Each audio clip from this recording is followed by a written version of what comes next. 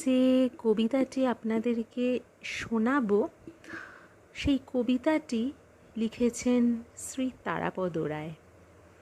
কবিতাটির নাম সব ঠিক হয়ে যাবে।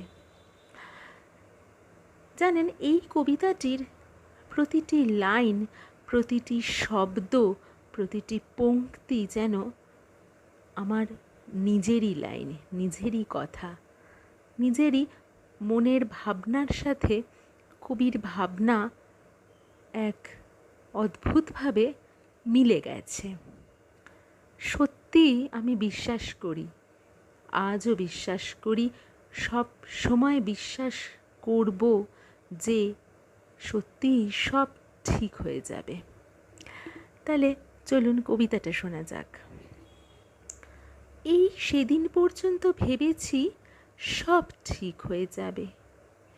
কবে, কখন, কেমন করে, কিভাবে ঠিক হবে এবং সত্যি সত্যি কি ঠিক হবে, আর ঠিক না হলেই বা কি হবে, সে বিষয়ে অবশ্য কোনো চিন্তা করিনি, কোনো ধারণাও ছিল না।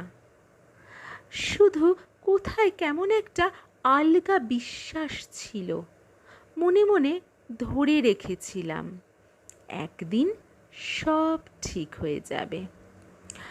আমলকি গাছের ভেতর থেকে কোনো কোনো রাতে যেরকম ঝিরিঝিরি বাতাস ও বাতাসের শব্দ আসে, যেভাবে লেবু পাতা ছিঁড়ে হাতে ঘষলে এক হারিয়ে যাওয়া অরণ্যের গন্ধ ভেসে আসে, যেভাবে ঘুলঘুলির এলোমেলো বাসায় ডিমের ভেতর থেকে বেরিয়ে এসে চড়ুইয়ের ছানারা তাদের মাকে চি চি করে ডাকে, যেভাবে ভুল ঠিকানার চিঠিও একদিন কোথাও না কোথাও কারো না কারো কাছে পৌঁছে যায়, সেভাবে একটা ক্ষীণ ভরসা ছিল এই সেদিন পর্যন্ত।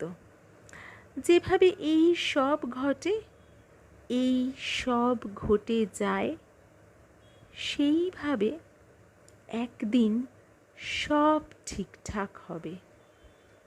আমার কিছু করণীয় নেই, শুধু বসে থাকার অপেক্ষা।